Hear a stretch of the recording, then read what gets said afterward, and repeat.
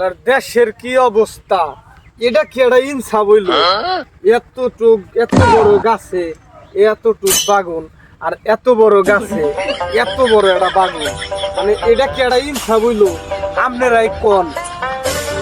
এই যে খাইতে খাইতে সার ভিটামিন নিতে নিতে ও গাছের চেয়ে বড় হয়ে গেছে গাছ, আর দেখেন এই সারাটারে কি ঠকানটা ঠকাইছে।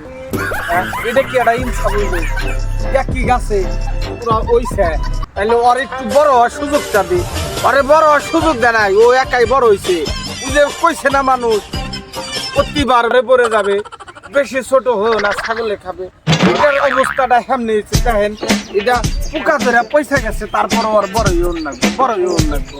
আর এই বেচারাটা দেখেন ইনসাফি নাই, ওরে ওরে কিছুই করবার দে নাই, এবারে ছোট হয়ে গেছে, ওর জীবনটা শেষ। এ দেখছে না কনে মান লেগতালি আর কনে জুতার গালি। একই গাছের ফল, এটা কি মানা যায়? জীবনটা